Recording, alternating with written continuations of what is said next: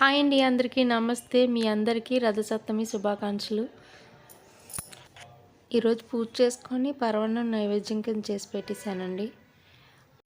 Morning tiffin సేమియా ఉప్మా చేశాను. తర్వాత మధ్యాహ్నం లంచ్లోకి రైస్, గుత్తి వంకాయ కర్రీ చేశానండి. దాని ప్రాసెస్ చెప్తాను, నోట్ చేసుకోండి.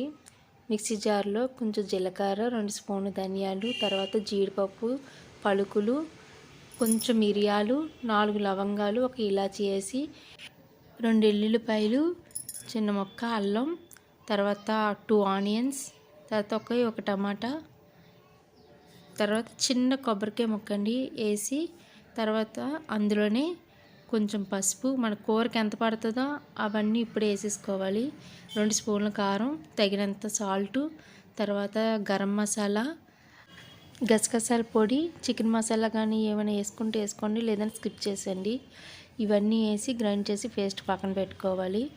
తర్వాత వంకాయలు, గుత్తు వంకాయలు అంటే రౌండ్గా చిన్నగా ఉంటాయి కదండి, ఆ వంకాయలు కాదు, ఇది మామూలు కర్రీ చేసుకుంటాం కానీ దాంట్లోనే స్మాల్ సైజ్ కొంచెం తీసుకున్నాను.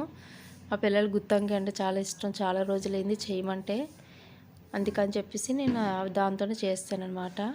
అయితే ఆ వంకాయలు బాగా వాష్ చేసుకొని, తర్వాత ఘాట్లు చూసారు కదా ఎలా కట్ చేశాను, పొడవుగా 4 వైపులా కాకుండా ఇంకా సైడ్లు కూడా కట్ చేశానండి. ఎందుకంటే చప్పగా వండుకుంటే టేస్ట్ బాగా పడుతుంది అని చెప్పేసి 6 ముక్కల కింద కట్ చేసుకొని, పసుపు ఉప్పు వేసిన వాటర్లో అది బాగా అవి వేసి అలా కట్ చేసిన వంకాయలో కండ్రు ఉంటుంది కదండి, అది వాటర్లో వేస్తే మనకి నల్లగా అవుతాయి, అదంతా పోతే కొంచెం టేస్ట్ బాగుంటుంది అని చెప్పేసి పసుపు ఉప్పు వేసిన వాటర్లో కొంచెం ఉంచి ఈ మసాలా మనం రెడీ చేసుకున్న తర్వాత ఒక్కొక్క వంకాయని పిండిసి తీసుకొని ఒక ప్లేట్లో పెట్టుకొని, ఆ మసాలాలు బాగా పట్టేలాగా కట్ చేసిన ప్రతి భాగంలోని మన పేస్ట్ వెళ్ళేలాగా బాగా పట్టించేసి, పక్కన అన్నీ మనం కట్ చేసిన వంకాయలన్నీ పెట్టేసి మసాలా ఒక ప్లేట్లోకి సెట్ చేసుకొని పెట్టుకోవాలి.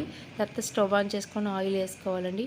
దీనికి కొంచెం ఆయిల్ ఎక్కువే పడుతుంది, అలాగని మరీ ఎక్కువ వేసి లేదు, స్ప్రెడ్ అవ్వాలని చెప్పేసి కొంచెం ఒక 4-5 స్పూన్స్ ఆయిల్ పట్టింది. తర్వాత కరివేపాకు వేసుకున్నాను. అది కొంచెం వేగిన తర్వాత ఒక్కొక్క వంకాయని సెట్ చేసుకోవడమేనండి, లైన్గా పెట్టేసుకోవాలి. అయితే ఇందులో కొత్తిమీర కూడా వేస్తే బాగుంటుంది, నా దగ్గర కొత్తిమీర లేదు ప్రజెంట్, అందుకని వేయలేదు. మీరు ఉంటే వేసుకోండి, చాలా బాగుంటుంది.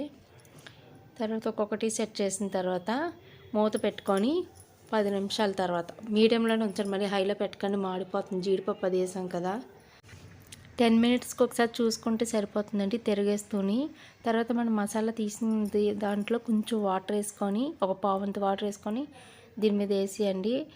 అది కూడా మూత పెట్టుకొని వాటర్ అంతా ఇంకిపోయేదాకా, ఇది బాయిల్ అయిపోతుంది, ఇంకిపోయేదాకా ఉంచి దగ్గర అయ్యాక స్టవ్ ఆపేసుకోవడమేనండి. అయితే నేను ఒక సాంగ్ పాడతాను.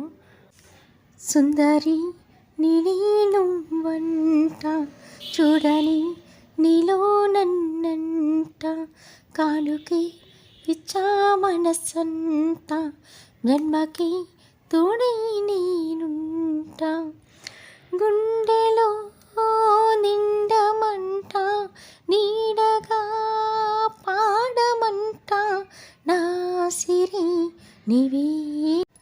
నా సాంగ్ నచ్చితే కామెంట్ చేయండి, అలాగే లైక్ చేయండి. కర్రీ అయితే చాలా అంటే చాలా బాగుందండి, ఒకసారి ట్రై చేసి చూడండి. ప్లీజ్ అండి సబ్స్క్రైబ్ చేయండి. కామెంట్ కూడా చెప్తేనే కదా నాకు నచ్చిందా లేదా అనేది అర్థమవుతుంది. నాకు ఇప్పుడు వరకు సబ్స్క్రైబ్ చేసి సపోర్ట్ చేసిన వాళ్ళందరికీ చాలా అంటే చాలా థ్యాంక్స్ అండి. ఇలాగే నన్ను ఎంకరేజ్ చేయండి. మళ్ళీ నెక్స్ట్ వీడియోలో కలుద్దామండి. కామెంట్ చేయడం మర్చిపోవద్దు. బాయ్.